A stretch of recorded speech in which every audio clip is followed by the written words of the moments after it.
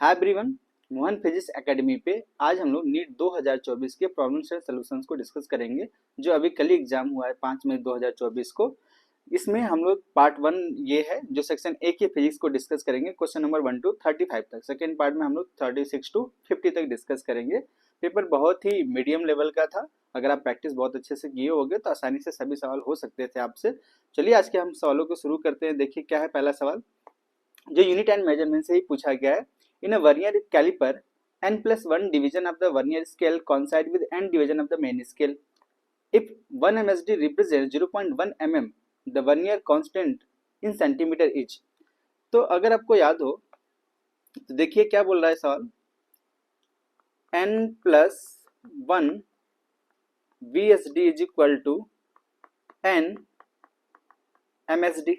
ठीक है, तो 1 VSD is equal to n divided by n+1 MSD।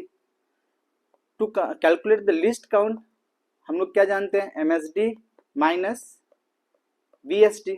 तो मैं लिखूंगा, देखिए MSD 1 MSD माइनस 1 VSD की वैल्यू कितना है, n divided by n+1 MSD।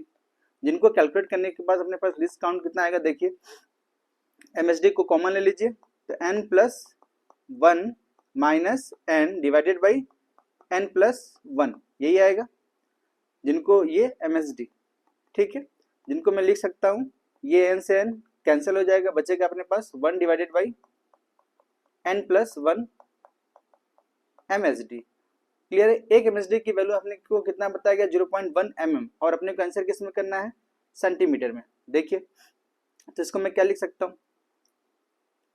1 divided by n+1 into MSD की जगह 0.1 mm लिख दूं, जिसको मैं सॉल्व करने के बाद लिस्ट काउंट को क्या लिख सकता हूं, देखिए 1 डिवाइडेड बाई n+1 इंटू 10 के पावर माइनस 2 सेंटीमीटर हो जाएगा ये, जिसको मैं लिख सकता हूं 100 n+1 सेंटीमीटर। क्लियर है, तो कौन सा ऑप्शन सही है अपना, 1 divided by 100 n+1, second is the right option. I hope ये बातें समझ में आ चुकी होंगी। चलिए सेकंड सवाल को हम लोग देखते हैं। सेकंड सवाल हमसे क्या पूछा गया है, if the monochromatic source in young double slit experiment is replace by the white light, मतलब एक वेवलेंथ की जगह हम पूरा विबग्योर यूज करने वाले हैं, तो अपने को 4 ऑप्शन दिए गए हैं। तो आपको अगर याद हो तो इस सवाल को भी हम लोगों ने कई बार क्लास में भी डिस्कस किया हुआ है। देखिए जैसे अपना स्क्रीन है और ये अपना स्लिट ऐसे ही होता था, अपना ये कैपिटल डी होता था, स्मॉल डी, ये तब था मोनोक्रोमेटिक लाइट हुआ करता था। अब जैसे क्या है कि अब व्हाइट लाइट जाएगा तो जो अपने को सेंट्रल पे बनेगा, अब ये जो सेंट्रल होगा, क्योंकि फेज डिफरेंस कितना हो जाएगा, फेज डिफरेंस 0 हो जाएगा विबग्योर्स का। क्यों, क्योंकि सभी लाइट लगभग सेम टाइम पे एक ही पॉइंट से पहुंचेंगी। तो यहाँ पे अपने को सेंट्रल मैक्सिमा मिलेगा, सेंट्रल मैक्सिमा मिलेगा। बातें समझ में आ रही है क्या, सेंट्रल में बोल देता हूँ। अच्छा, रही बात कुछ जैसे जैसे वेवलेंथ इंक्रीज करेगा वैसे वैसे विड्थ इंक्रीज करता था, हम लोग यही पढ़ रखे हैं। क्यों, क्योंकि विड्थ क्या होता था, lambda capital B by small D. ठीक है, जैसे लैम्डा इंक्रीज किया, लैम्डा जैसे इंक्रीज किया विड्थ इंक्रीज करेगा। अब मुझे पता है कि ये सेंटर पे एकदम बहुत ब्राइट लाइट दिखेगा अपने को, और उसके आसपास के फ्रिंजेस दिखेंगे थोड़े से, और बाकी सभी जगह फिर क्या होगा, एकदम कोई पाथ डिफरेंस बचेगा नहीं, तो सब एक ही जैसे दिखने लग जाएंगे। तो इसका मतलब यह है कि सेंटर पे अपने को मैक्सिमा दिखेगा और थोड़े से फ्रिंज दिखेंगे अगल बगल में, उसके बाद एकदम साफ दिखेंगे। ठीक है, तो इसमें से कौन सा ऑप्शन अपने को दिख रहा है, देखिए इंटरफेरेंस पैटर्न विल डिसअपीयर, नहीं ऐसा नहीं होगा। There will be central dark, नहीं डार्क नहीं, पहली बात तो मैक्सिमा बनेगा, व्हाइट लाइट ब्राइट बनेगा। There will be a central bright white fringes surrounded by the few colour of the fringes, yes, third is the right answer. All the bright fringes will be equal with, no, क्योंकि lambda different होगा। Clear है बातें, तो कौन सा सही अपना, third. देखिए थर्ड सवाल क्या है, थर्ड सवाल अपने से, ये logic circuit provide output Y as per the following truth. अपने को लॉजिक सर्किट दे रखा है। देखिए अगर आपको ध्यान से देखो तो जो अपना बी का इनपुट है, क्या बी का इनपुट का ही वाई आउटपुट है क्या, देखिए यहाँ पे बी बार है, यहाँ पे फिर से बी है तो बी का फिर से उल्टा मिल गया, यहाँ पे देखिए 0 का 1 मिला है तो 0 बी बार मिल गया, फिर से 1 है, बी क्या है 1 है तो उसका क्या मिला है बार, तो यही तो y है। तो अपना सिंपल सा आंसर आपको बस ध्यान से देखने की जरूरत थी, सीधे आंसर मिल जाता। तो क्या ऑप्शन है? Third, B bar. कुछ ज्यादा सोचना भी नहीं था, ठीक है। देखिए अगला सवाल देखिए। अगला सवाल हमसे बोला गया terminal voltage of a battery whose EMF is 10 volt and the internal resistance is 1 ohm when connected through the external resistance of the 4 ohm as shown in the figure। तो अपने को क्या हम लोग ने सीधे सीख रखा क्या? E माइनस क्या सीखा हम लोगों ने? देखिए E minus I R is equal to V. B क्या है? टर्मिनल पोटेंशियल डिफरेंस हुआ करता था। तो अपने को ई दे रखा है कितना? 10, लेकिन आई अपने को पता नहीं है। तो इसमें क्या करना है अपने को? देखिए 10 डिवाइडेड बाय रेजिस्टेंस कितना हो जाएगा? 4 plus 1 is equal to I, तो जिसकी वैल्यू कितनी आएगी? 10। 10 divided by 5 is equal to 2 ampere. तो आई की वैल्यू पता चल गई। तो वी की वैल्यू कितना? 10 माइनस आई, आई कितना? 2, आर कितना? 1 ओम है। तो कितना हो जाएगा ये देखिए 10 minus 2 is equal to 8 volt. तो सिंपल सा आंसर, कौन सा आंसर है? 8 वोल्ट। देखिए नेक्स्ट सवाल। इन यूनिफॉर्म मैग्नेटिक फील्ड 0.59 मतलब मैग्नेटिक फील्ड अपने को कितना दे रखा है? देखिए मैं ऐसे कुछ लिख देता हूँ, 4.9 लिख देता हूँ, 10 के पावर माइनस 2 टेस्ला, ठीक है। Perform 20 complete oscillation in 5 second. मतलब टाइम पीरियड अगर निकालना है तो मुझे क्या बोलूंगा? Time period is equal to 5 second divided by 20 for 1 oscillation.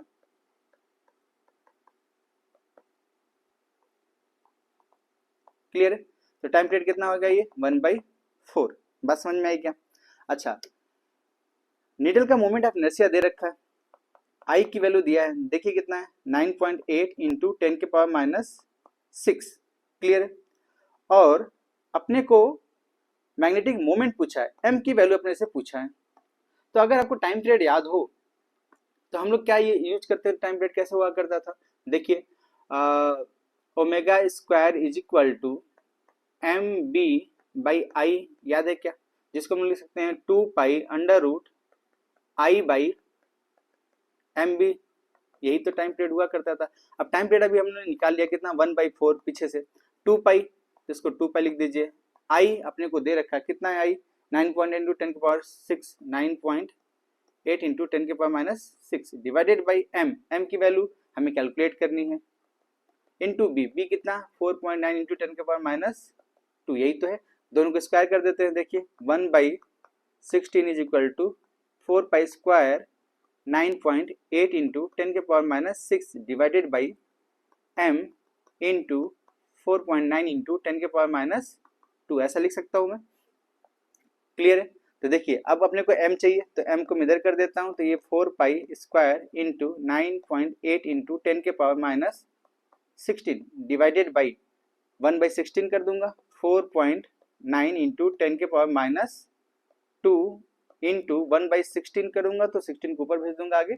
m is equal to, अब सीधे कैलकुलेट करते हैं। देखिए हम लोग 4 pi square into 9.8 into 16 into 10 के पावर माइनस 6, ये अपने से ऊपर वाले में 10 के पावर माइनस 6 था, तो 10 के पावर माइनस 6, ठीक है, डिवाइडेड बाई 4.9 इंटू 10 के पावर माइनस 2, जिनको मैं काटता हूँ। देखिए ये से 2 गया और -2 ऊपर कर दीजिए इसको, तो ये +2 आ जाएगा इधर। तो ये कितना हो जाएगा? देखिए 16×32 32 इंटू 4 इंटू पाई का स्क्वायर इंटू 10 के पावर माइनस 4, जिनको मैं सॉल्व करूंगा तो ये आएगा 128 पाई स्क्वायर। क्लियर बात है? इंटू 10 के पावर माइनस 4। तो अपने से अपने को क्या पूछा गया है?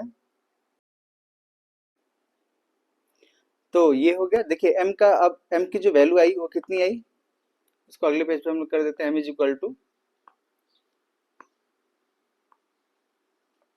m is equal to 128 pi square into 10 के पावर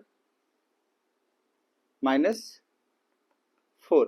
और जो मुझे m वैल्यू दिया गया वो कितना दिया गया? देखिए x इंटू 10 के पावर माइनस 5, x इंटू 10 के पावर माइनस 5, तो मैं लिखूंगा m is equal to x into 10 के power minus 5 is equal to 128 pi square is equal to 10 के पावर माइनस 4। तो x की वैल्यू कितनी हो जाएगी? देखिए 128 pi square into 10⁻⁴ plus 5 which is equal to 1280 pi square. ये x की वैल्यू होगी। बात समझ में आई क्या? तो कौन सा ऑप्शन है अपना? देखिए fourth is the right option. Clear है? देखिए अगला सवाल चलते हैं हम लोग। नेक्स्ट क्वेश्चन क्या है देखिए। A wire length L and resistance 100 ohm is divided into the 10 equal parts. The first 5 parts are connected in a series while the next 5 parts are connected in a parallel. The two combinations are again connected in a series. The resistance of this final combination कुछ ऐसा है देखिए। जैसे मान लीजिए ये wire है, इसके 10 ऐसे इक्वल पार्ट किए गए। कितने? अप टू 10 तक। क्लियर? तो एक का रेजिस्टेंस की वैल्यू कितनी? R1 की वैल्यू मैं बोल देता हूँ 100 डिवाइडेड बाई 10 तो 10 ओम होगा। इनमें से 5 को किस में कनेक्ट किया गया है? सीरीज में, ऐसे। क्लियर? और अगले 5 को किस में कनेक्ट किया गया है? पैरेलल में,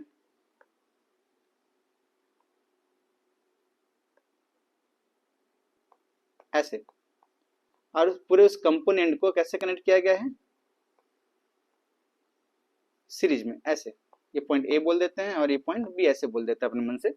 तो देखिए इन सब की वैल्यू कितनी? 10 10 10 10 10। ये भी वैल्यू कितना? 10। सबका वैल्यू कितना है? 10। तो इनका क्या होगा? इन सब का कॉम्बिनेशन कितना आ जाएगा? देखिए 50। और इनका कॉम्बिनेशन कितना हो जाएगा? 10 divided by 5 which is equal to 2 ohm. Shortcut से अगर आपने याद रखा हो तो दोनों अब सीरीज में, तो नेट वैल्यू कितना? R net is equal to 52 ohm. Simple. Clear है? ये कितना हो जाएगा अपना? 52 ओम। तो कौन सा ऑप्शन सही है? Second is the right option. Clear है? अगला सवाल देखिए। A horizontal force 10 Newton is applied to a block A as shown in figure. The mass of the block A and B are 2 kg and 3 kg respectively. The block slide over a frictionless surface. The force exerted by the block A on the B. तो सबसे पहले तो अगर मैं इसके ऊपर लगने वाला फोर्स 10 न्यूटन है, तो सिस्टम का मास कितना? 2 plus 3 which is equal to 5 kg। तो एक्सेलरेशन कितना सिस्टम का? ए सिस्टम में बोल देता हूँ। तो देखिए 10 newton divided by 5 is equal to force by mass. तो ये 2 मीटर पर सेकंड स्क्वायर आ गया। ठीक है, अब एबीडी बना देते हैं।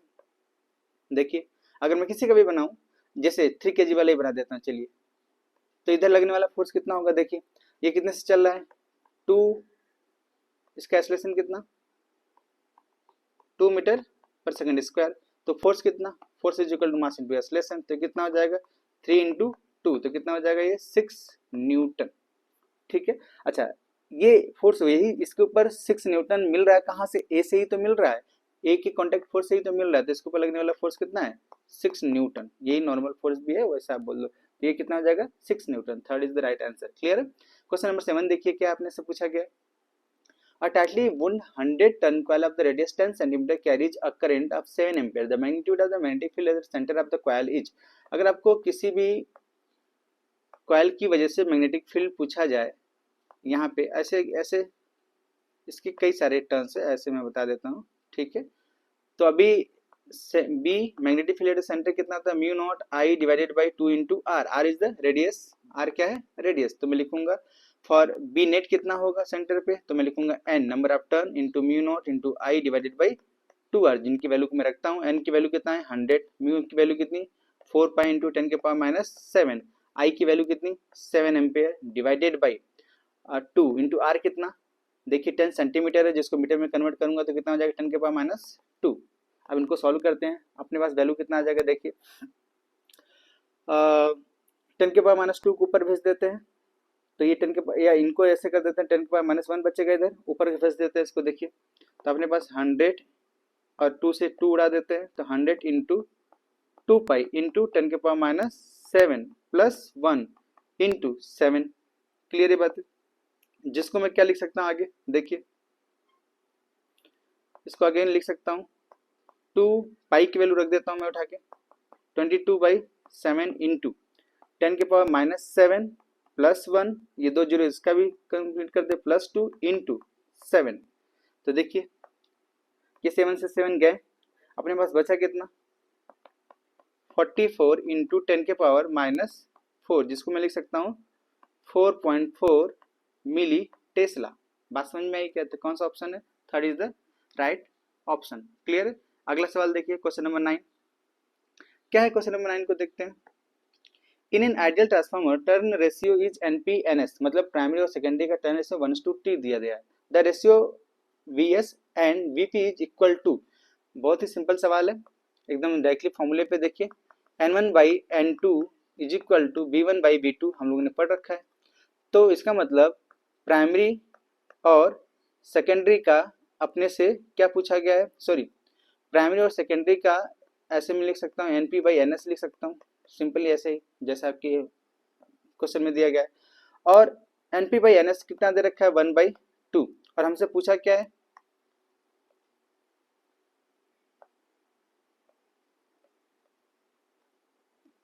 अपने से पूछा है VS/VP, यही पूछा है। तो देखिए जस्ट रिवर्स कर देते हैं इसको, कितना हो जाएगा? VS/VP is equal to 2:1। Clear है? तो कौन सा ऑप्शन है? Second is the right option. Question number 10 देखिए, graph is show the variation of the 1/λ² and the kinetic energy. किसके बीच का ग्राफ है ये? 1/λ² और where E kinetic energy, E is the energy of the particle and where lambda is the de Broglie wavelength of the free particle. ठीक है, अब देखिए देखिए अगर आपको याद हो, काइनेटिक एनर्जी को हम लोग क्या लिखते थे? P²/2m। क्लियर है? जो यहाँ पे अपने को क्या दिया गया? E, और P की वैल्यू को हम लोग क्या बोलते हैं? H/λ। तो मैं इसको ऐसे लिख सकता हूँ क्या? H/λ² into 2m। देखिए तो अब अपने पास E की वैल्यू कितनी होगी? H² 2m इंटू लेमडा का स्क्वायर। तो अपने को जो ग्राफ पूछा गया है वो किसके ग्राफ पूछा गया? देखिए H²/2m इंटू 1/λ का स्क्वायर, एनर्जी और 1/λ² क्या ही पूछा गया है। तो ये अपना क्या बोल देता हूं मैं इसको, देखिए 1/λ² इज इक्वल टू 2me/h² लिख सकता हूं मैं। तो ये अपना y है, ये अपना m है, और ये क्या? x है, और c कितना है? ये 0। तो देखिए ये किसका ग्राफ हुआ? mx plus c, straight line का ग्राफ होता है। क्लियर है क्या? c इंटरसेप्ट कुछ नहीं है, तो कौन सा है? Fourth is the right option. Clear है? अगला सवाल देखिए, given value of two statement, atoms are electrically neutral. Atoms क्या इलेक्ट्रिकली न्यूट्रल होता है क्या? हाँ, number of the protons and number of the, कोई भी एटम्स या कोई भी मैं आपको बताऊं ऐसे, ये सही है कैसे? Number of electron and proton same होंगे तो न्यूट्रल है। अब सेकेंड स्टेटमेंट देखिए, atom of each element are stable and emit their characteristics spectrum. Actual में एटम्स तो सभी स्टेबल्स ही हैं। क्लियर है? जो अनस्टेबल होता है, जिसका हम लोग रेडियो एक्टिविटी पढ़ते हैं, वो न्यूक्लियस पढ़ते हैं, न्यूक्लियस का रेडियो एक्टिविटी पढ़ते हैं, जो अपने आप को स्टेबल करता है। तो एटम तो स्टेबल ही है। एटम क्या है? स्टेबल ही है। तो सेकेंड स्टेटमेंट क्या है? Atoms of each elements are stable and their characteristics, हाँ सही है। दोनों स्टेटमेंट क्या है? सही है। तो both statement first and second is correct. कौन सा अपना ऑप्शन देखिए? फर्स्ट। ठीक है, अगले सवाल को देखिए। अगला सवाल अपना क्या है? A bob is wheel in a horizontal plane by the means of the string with the initial speed omega rpm. The tension in the string is T. If the speed of the becomes 2 omega while keeping the same radius, the tension in the string is. देखिए ये ऐसे circle में बना देता हूं, या फिर मैं ऐसे बोल देता हूं, ये ऐसे सर्कल है। क्लियर है? और ये इससे ऐसे इसकी रोप कनेक्टेड है ऐसे, ठीक। और कितने से घूम रहा है? ये ओमेगा से घुमा देते हैं, ऐसे घूम रहा है ओमेगा से, ठीक।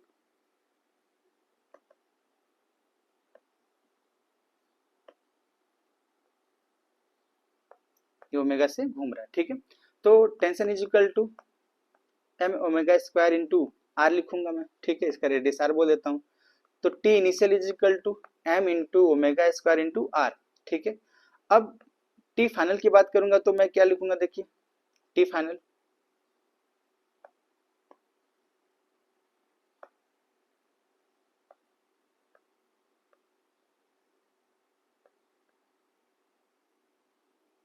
ये पेन थोड़ा सा दिक्कत कर अपना एक बार।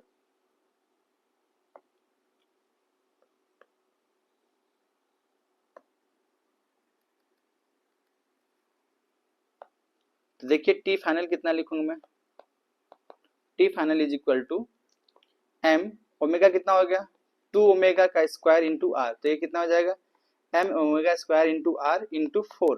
तो ये वैल्यू कितनी है टी के बराबर ही है, टी इनिशियल के, तो T final is equal to 4 time of the T initial. Clear है बातें?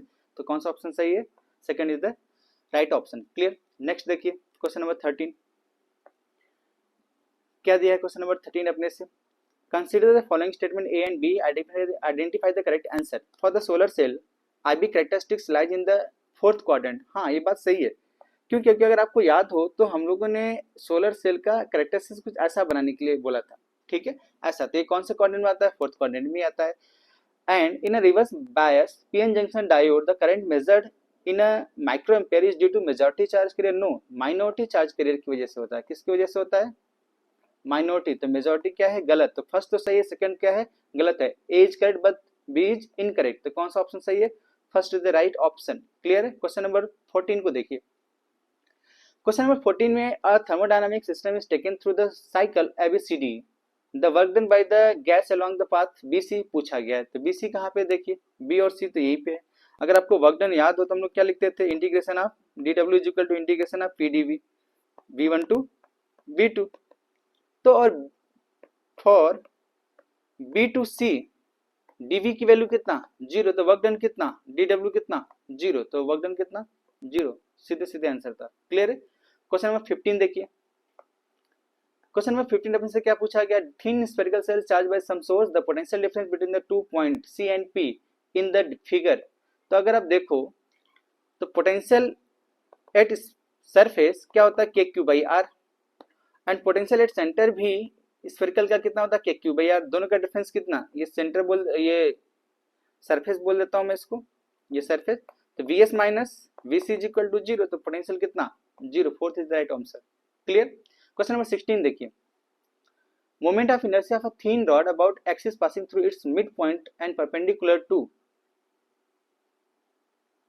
कितना होगा, perpendicular to the rod is 24 gram per centimetre square, या 24 gram centimetre square. The length of the rod, length of the 400 gram rod is nearly. तो अगर आप centre से पूछा जाए तो क्या होता है, moment of inertia ml square by 12, m कितना 400 इंटू 10 के power minus 3 kg, l square अपने को निकालना है, और ये डिवाइडेड बाई 12 किसके बराबर दिया है मोमेंट ऑफ इनर्शिया, देखिए 2400 इंटू 10 के पावर माइनस ग्राम सेंटीमीटर। तो या फिर ग्राम में ही मैं लेंथ सेंटीमीटर में ही निकाल लेता हूँ सीधे, इतना ज्यादा अपने को परेशान होने की जरूरत नहीं है। तो देखिए मैं ऐसे लिख देता हूँ 2400 is equal to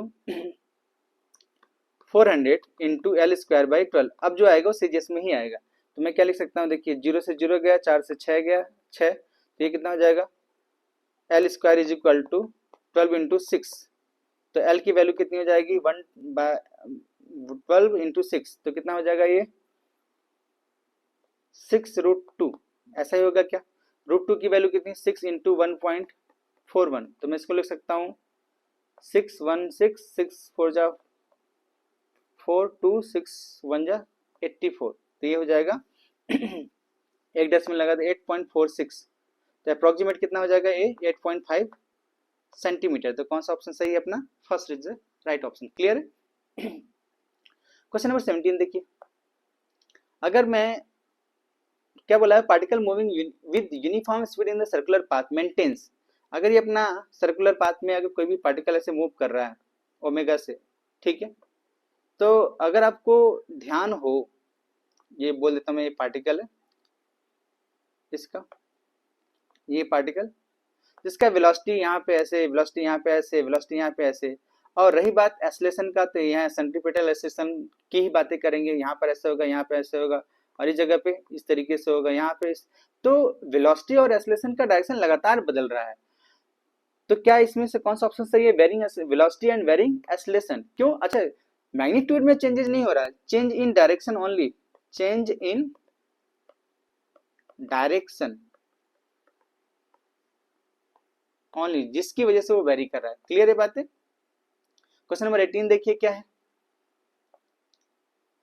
If c is the velocity of the light in a free space, the correct statement about the photon among the following. Energy of the photon, ये फोटोन की प्रॉपर्टी ही है, h न्यू, बात सही है। Velocity of the photon is c, हाँ light की speed से चलता है। Moment of the photon is e by c होता है, e by c, तो e की वैल्यू कितना h न्यू ही है, तो ये c है, ये भी बात सही है।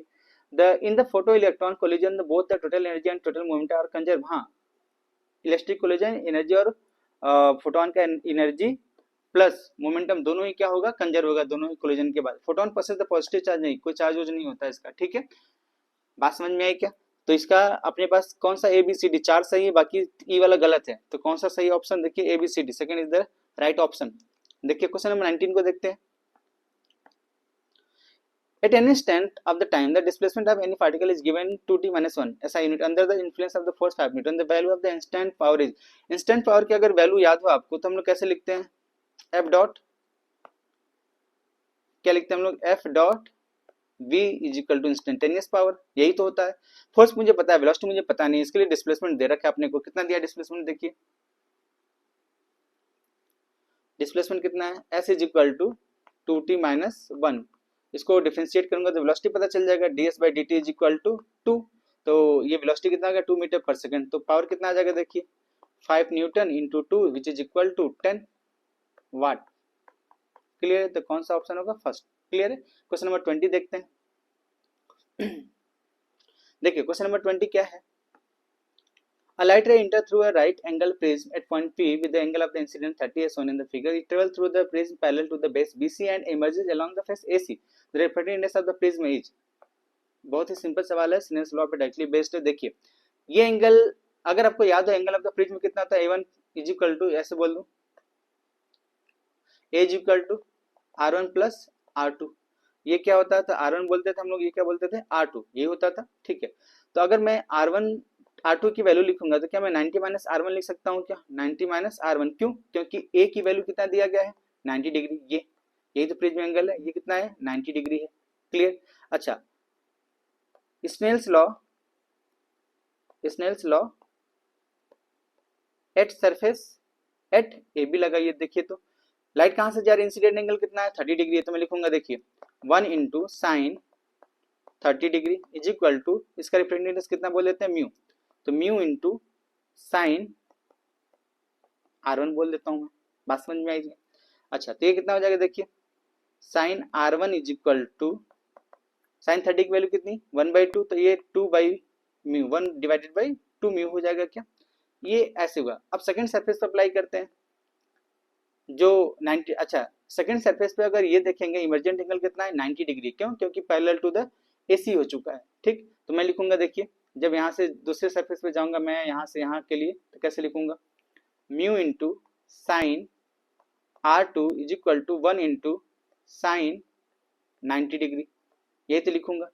तो साइन R2 की वैल्यू कितना 90 minus R1 is equal to 1 divided by mu, sine 90 minus R1 क्या हो जाएगा कॉस R1, ये कितना हो जाएगा 1/म्यू।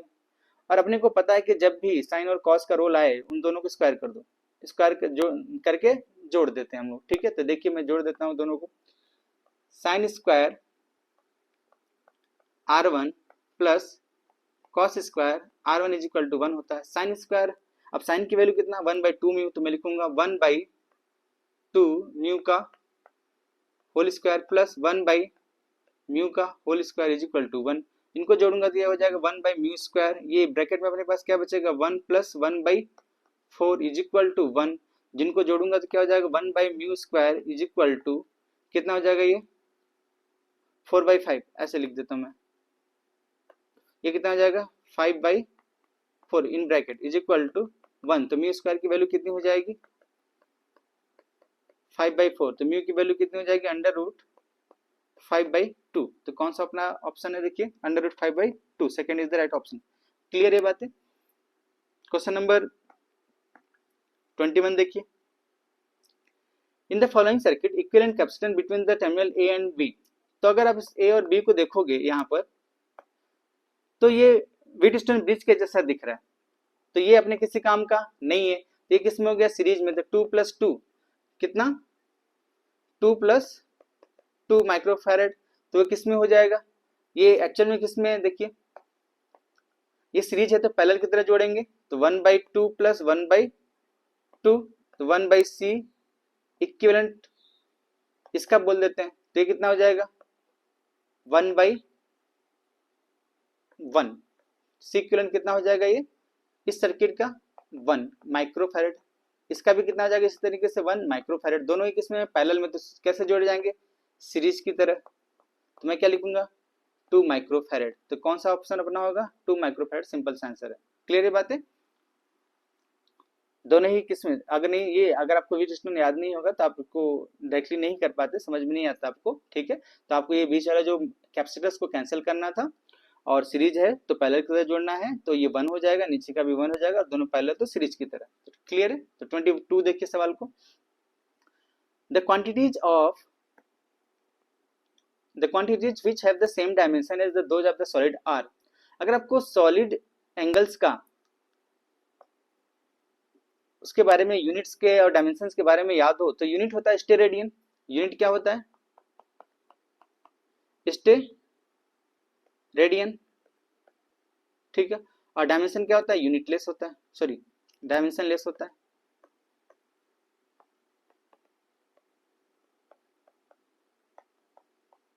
क्लियर है। तो इसमें से मुझे वो खोजना है कि कौन सा डायमेंशनलेस है। देखिए स्ट्रेन और एंगल, एंगल भी क्या होता है, डायमेंशनलेस होता है, और एंगल का यूनिट क्या होता है, रेडियन होता है। स्ट्रेन क्या होता है, डेल्टा L/L ही तो होता है स्ट्रेन। तो ये भी क्या है, डायमेंशनलेस। तो कौन सा ऑप्शन सही, पहला ही सही अपना। क्लियर है। 23 देखिए, maximum elongation of a steel wire of 1 meter length if elastic limit of the steel and its young modulus respectively are 8 × 10⁸ and 2 × 10⁻11 दे रखा है आपको। क्लियर है बातें। अच्छा, जो हमें ऑब्जर्व करने वाली बातें हैं इसमें, देखिए जो स्ट्रेस लिमिट होता है, जो इलास्टिक लिमिट है, वही स्ट्रेस लिमिट है कि कितना स्ट्रेस ले सकता है ये, और उसकी वैल्यू मुझे दी गई है। देखिए पहले क्या दिया गया है, स्ट्रेस लिमिट, इलास्टिक लिमिट कितना है, फोर्स बाय एरिया की वैल्यू कितनी दे रखा है अपने को, पहला वाला वैल्यू 8 × 10⁸, और यंग मॉडुलस की वैल्यू कितना दे रखा है अपने को, 2 × 10⁻11, और लेंथ की वैल्यू कितना दे रखा है, 1 मीटर। तो Young modulus is equal to, हम लोगों ने क्या पढ़ा है, स्ट्रेस बाय स्ट्रेन। तो स्ट्रेन की वैल्यू मैं क्या लिख सकता हूँ, डेल्टा L/L, चूंकि लेंथ लॉन्गिट्यूडनल की बात हो रही इसलिए मैं ये लिख रहा हूँ। तो अपने पास क्या हो जाएगा, stress divided by Young modulus, stress divided by Y, तो बस L से मल्टीप्लाई। तो डेल्टा L की वैल्यू कितना, देखिए stress divided by Young modulus into L।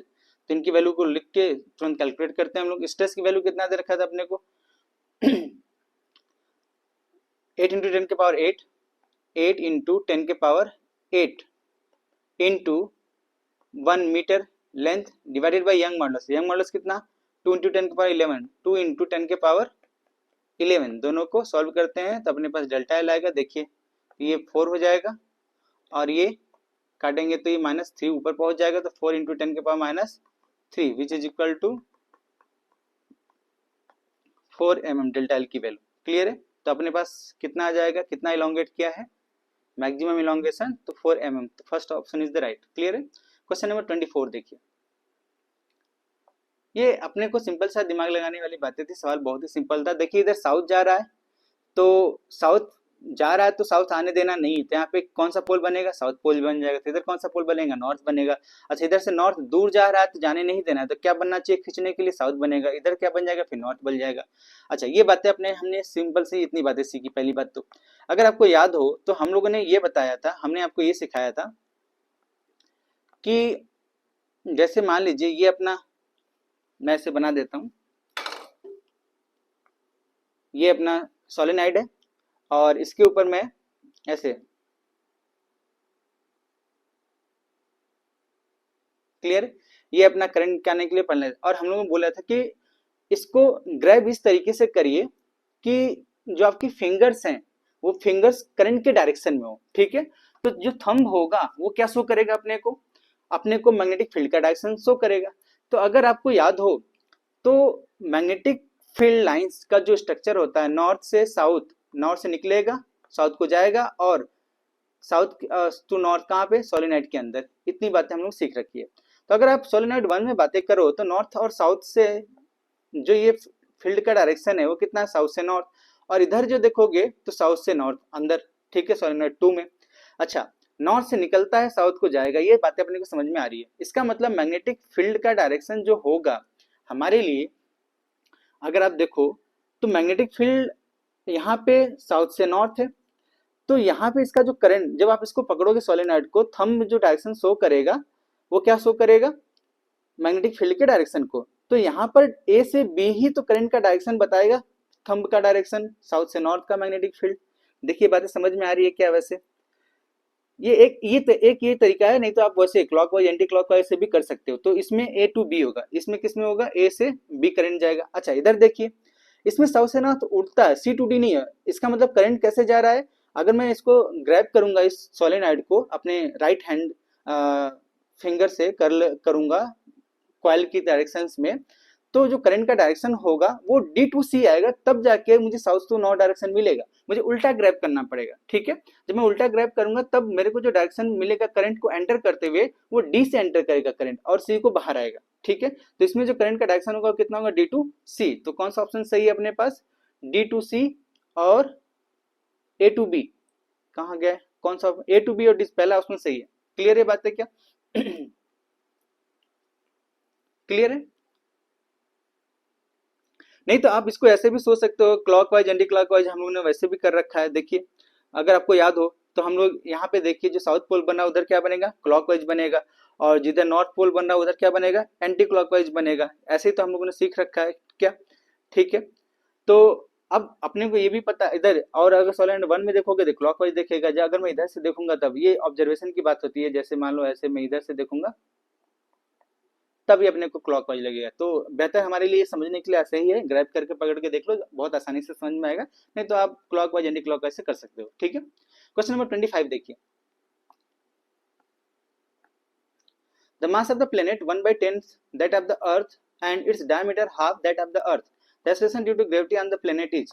तो देखिए किसी भी प्लेनेट की जो ग्रेविटी मुझे लिखनी होगी, अच्छा पहले अर्थ का लिख देते हैं हम लोग, कितना लिखते हैं, gm/r²। किसी भी प्लेनेट के लिए अगर एक्सेलरेशन लिखेंगे तो हम कितना लिखेंगे, gm/r², where mass of the planet, radius of the planet, ये लिखेंगे। अच्छा तो देखिए, अब अगर मैं इसका एक्सेलरेशन ऑफ द प्लेनेट लिखूंगा तो कितना लिखूंगा, g वही रहेगा, mp 1/10, मास ऑफ द 1/10 लिख देता हूँ, डिवाइडेड बाई r, डायमीटर कितना है, हाफ ऑफ द रेडियस, इसको रेडियस ऑफ द अर्थ का इसको आधा कर देता हूँ मैं, तो ये कितना हो जाएगा देखिए,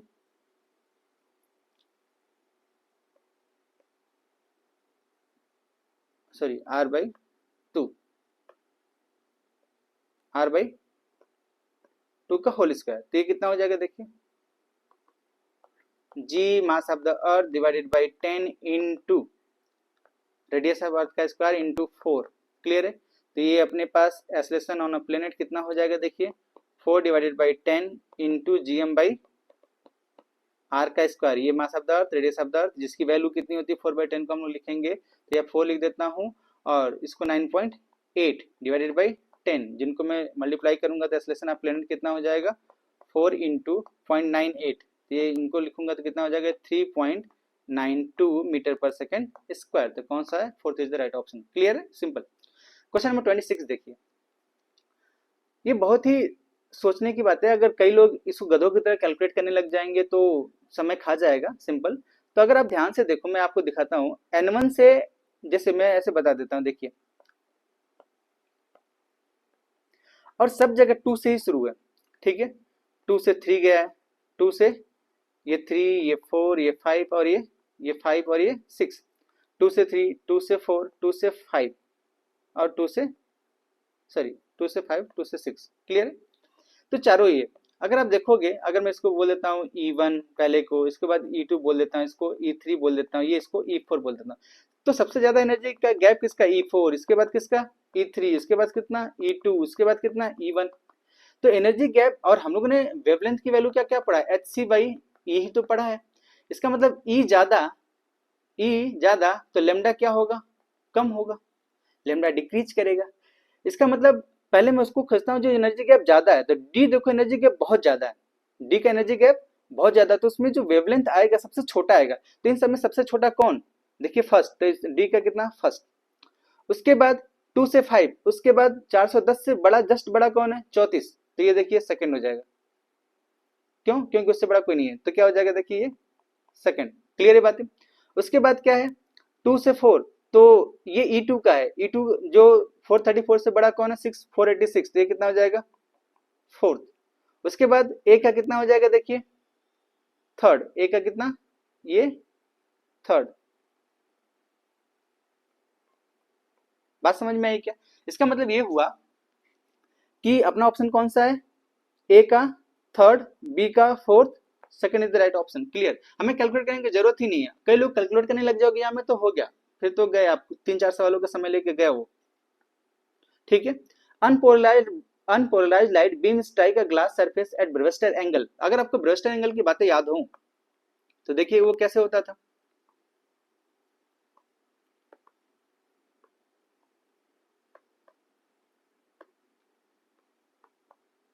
ये लाइट आती थी, कुछ रिफ्रैक्ट होती थी और कुछ रिफ्लेक्ट होती थी, और ये एंगल 90 डिग्री होता था, और जो इधर रिफ्लेक्ट होती थी वो कंप्लीट पोलराइज होती थी। हम लोग कुछ ऐसे डायग्राम बनाते थे, यहाँ पे जो लाइट आने वाली होती थी वो कैसे होती थी? दोनों होता है, अनपोलराइज होता है, तो इसमें लाइट कुछ ऐसे जाती थी,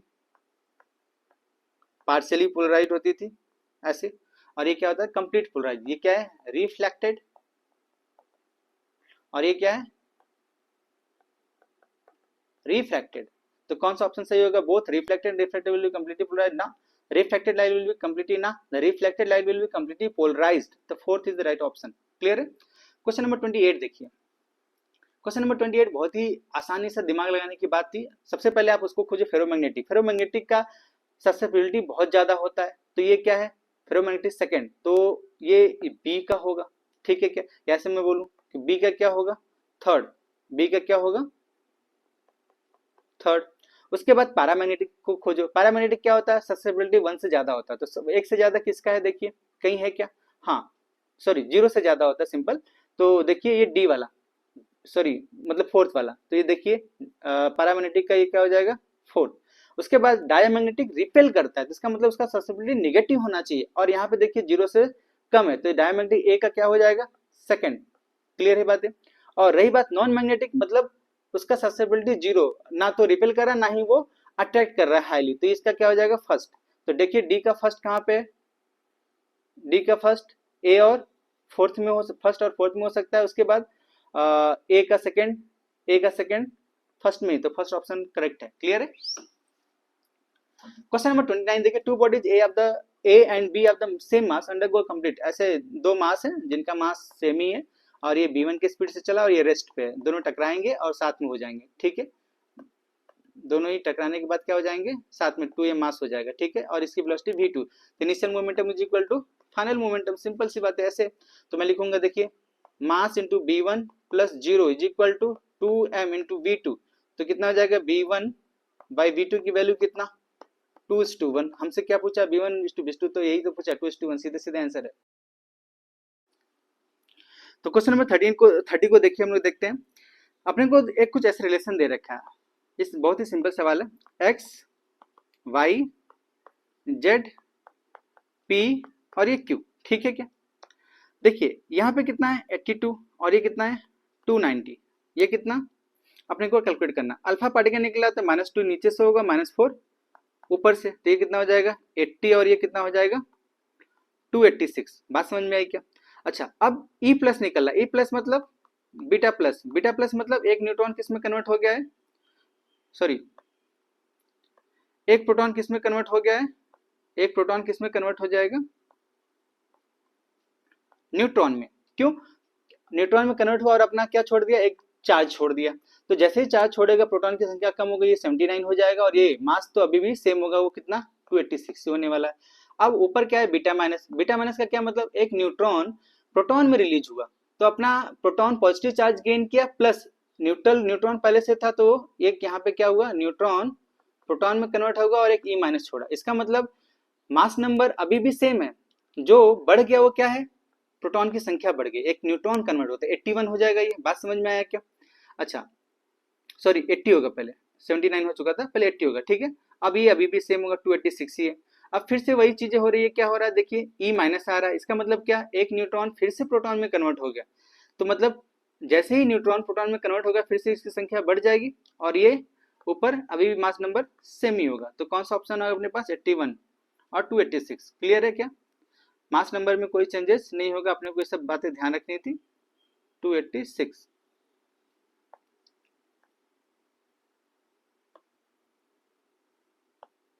286 क्लियर है। देखिए 31 को देखते हैं, क्या दिया आपने को सवाल, x is equal to 5 sin pi t plus pi by 3 meter is present in the motion of the particle executing the SSM. The amplitude and the time period of the motion. अगर आप देखो time period निकालना था अपने को simple लिखा जाता था, हम लोग क्या लिखते थे,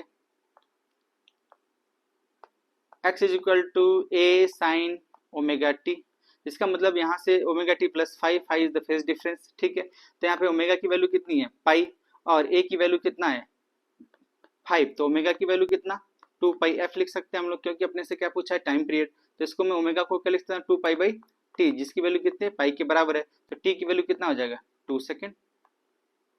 बात समझ में आई क्या? और ये ए तो कौन सा, 5 मीटर होगा, ठीक है। तो ये क्या 5 मीटर और 2 सेकेंड, सॉरी 2 सेकेंड कहाँ है, 5 मिनट 2 सेकेंड, ठीक, second option is right. Clear है।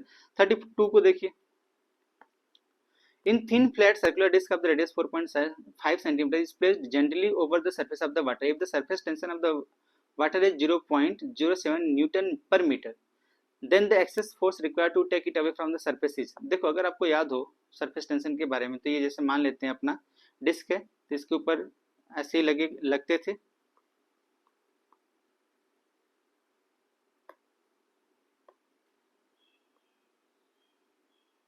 ठीक है, ये इस तरीके से फोर्स लगेंगे, क्योंकि अब ये मतलब ये ऐसे दिखाने का मतलब क्या है कि अलोंग दी लेंथ, ठीक है।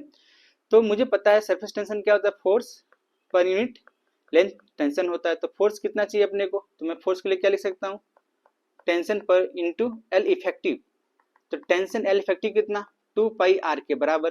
तो टेंशन अपने को दे रखा है, कितना हो जाएगा देखिए फोर्स की वैल्यू, टेंशन कितना दिया अपने को, 7 इंटू 10 के पावर माइनस 2 लिख देता हूँ मैं, इंटू 2 पाई की वैल्यू मैं लिख देता हूँ 22.7, क्यों, क्योंकि मुझे कटने का आशा दिख रहा है, ठीक है। और इंटू आर, आर की वैल्यू कितनी 4.5 सेंटीमीटर, तो इसको मैं लिख देता हूँ 4.5 सेंटीमीटर, जिसको भी कन्वर्ट कर देता हूँ मैं। तो एफ की वैल्यू में लिखता हूँ, देखिए 7 इंटू 10 के पावर माइनस 2 इंटू 44, क्लियर है, इंटू 4.5 को मैं लिख देता हूँ 45 इंटू 10 के पावर माइनस 3, क्लियर है, मीटर में। तो ये अपना पूरा आ जाएगा अब आंसर। इसको अब मैं हटा देता हूँ यूनिट को, डिवाइडेड बाई 7, तो ये और ये गए 7, तो अपने पास क्या बचा देखिए, F is equal to 44 into 45, जिनको मैं सॉल्व करूंगा तो ये हो जाएगा 10 के पावर माइनस, ऐसे देखिए 44 को मैं ऐसे लिख देता हूँ 2 इंटू 22 इंटू 45, ठीक है। तो 45 दूना इंटू 10 के पावर माइनस 1 बचेगा, जिनको मैं लिखने पर ये अपने को ऐसे लिखेगा क्या, ये हो जाएगा 90। तो 22 इंटू 9 इंटू 10 के पावर माइनस 1 प्लस 1, 90 को मैं ऐसे लिख दिया। तो ये 22 इंटू 9 कितना हो जाएगा, 1 9 टू जा 18, 9 टू जा 18 और 19, 198, तो ये कितना हो जाएगा 198 न्यूटन। क्लियर है। यूनिट में कोई कमी गलती तो नहीं अपने से, फिर से कैलकुलेशन को एक बार देख लीजिए, ये सही 4.10 के पावर माइनस 2, ये भी सही है, 7 इंटू 10 के पावर माइनस 2, ये भी सही, ऊपर 10 के पावर माइनस 3, 10 के पावर माइनस 5 हो जाएगा, सॉरी ये वहां पे मिस्टेक हुआ है अपना कैलकुलेशन, देखिए 10⁻², और 10⁻3, 10⁻5 हो जाएगा, 10⁻5, ठीक है। और ये 22, 45 तो 10⁻4 बचेगा। यहाँ पे थोड़ा सा कैलकुलेशन मिस्टेक हो गया, सॉरी फॉर मिस्टेक्स, मैं फिर से लिख देता हूँ। तो ये हो जाएगा 22 इंटू कितना हो जाएगा, देखिए 22 इंटू 9, 90 जीरो था, 10⁻5 है, तो इसको मैं इसको लिख सकता हूँ 198 जीरो इंटू 10⁻5, जिसको मैं लिख सकता हूँ 1.98, ठीक है। और 10⁻4 बचेगा, या 19.8 लिख सकता हूँ, तो इसको मैं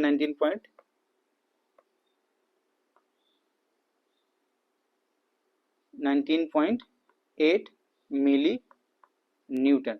क्लियर है ये फोर्स, देखिए अब तो सही कैलकुलेशन, कोई कंफ्यूजन। 198 10⁻4 19.8, हाँ ठीक है। तो कौन सा है 19.8, first is the right option. Clear है।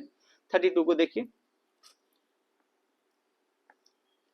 32 अपने से सिंपल सा बुलियन एक्सप्रेशन को हम लोग यूज करके सॉल्व कर सकते हैं। ये ए है तो यहाँ पे मिलेगा ए बार, क्योंकि कौन सा गेट है, नॉट, क्योंकि शॉर्ट है। ये भी क्या हो जाएगा, नॉट गेट हो जाएगा। ये भी क्या हो जाएगा, नॉट गेट, शॉर्टेड है, ठीक है। तो ये बी है इधर, तो ये बी बार मिलेगा यहाँ, तो यहाँ पर क्या मिलेगा, बी बार, और यहाँ पे क्या मिलेगा, ए बार। तो यहाँ पे ये और गेट है, तो मैं इसको लिखूंगा, देखिए ए बार प्लस बी बार और का बार, तो ये अपना क्या मिलेगा, आउटपुट। तो इसको मैं लिख सकता हूँ क्या, ए डी मॉर्गन थ्योरम्स को यूज करके ए बार इंटू बी बार, जिसको मैं लिख सकता हूँ ए इंटू बी। तो ये किसका है, एंड गेट का है, ठीक है। किसका है ये, एंड गेट। तो ये कौन सा, fourth is the right option. Clear है। 32 को देखिए, अपने पास असर्शन और रीजन दिए गए हैं। The potential at any axial point at 2 metre distance R from the centre of the dipole. अगर आपको याद हो तो ऐसे देखिए, ये माइनस क्यू, ये प्लस क्यू, ये सेंटर से आर डिस्टेंस पर। तो यहाँ पे जो इलेक्ट्रिक फील्ड हुआ करता था वो होता था 2 kp बाई आर क्यूब, और जो पोटेंशियल हुआ करता था वो होता था kp बाई आर स्क्वायर, ठीक है। अगर आप इनकी वैल्यू को कैलकुलेट करोगे तो kp by R square value रखोगे तो ये आएगा क्या, इसको कैलकुलेट कर लेते हैं हम लोग। देखिए k की वैल्यू कितना, 9 इंटू 10 के पावर 9। p की वैल्यू क्या देखिए 4 इंटू 10 के पावर -6, तो 4 इंटू 10 के पावर -6। r कितना दिया आपने को, 2 मीटर दिया है, तो देखिए 2 से 2 उड़ा दीजिए, तो कितना हो जाएगा, केपी सॉरी 2 का स्क्वायर, ठीक है। तो ये 4 से 4 ये पूरा गायब हो जाएगा, तो बचेगा कितना, 9 इंटू 10 के पावर +6 वोल्ट। सही, इसका मतलब प्लस, इसका मतलब यहाँ पे प्लस आएगा और इधर क्या आता है, माइनस आता है, तो प्लस माइनस 9 वोल्ट। सही है। क्लियर है क्या ये बात है। 10 के पावर -6 था, तो +3 बचेगा, ये +3, ठीक। तो इसका मतलब पहला स्टेटमेंट क्या है, सही है। क्लियर। दूसरी बात देखते हैं, 2 kp, ये एक्चुअल में क्या लिखा गया, ये 2 kp बाई आर स्क्वायर लिखा गया है। ऐसे में बोलूं, ये क्या लिखा गया यहाँ पे, 2 kp बाई आर स्क्वायर, लेकिन अभी हम लोगों ने क्या देखा, ये गलत है। क्या, क्योंकि kp बाई आर स्क्वायर होता है। तो सेकंड स्टेटमेंट क्या है, गलत। तो फर्स्ट सही है, सेकंड गलत है। H2 but R is the false, third is the right option. Clear है। 35 को देखते हैं, देखिए 35 क्या, a wheel of the bullock cart is rolling on the, इसको rolling on a level road as shown in the figure below, if the linear speed is v, यहाँ पे v रहेगा, यहाँ से अपने को छूट गया है, ठीक है। In the direction of which of the following question correct, P and Q. तो देखो आपको याद हो तो यहाँ पे जो ओमेगा इंटू आर ऐसे हुआ करता था,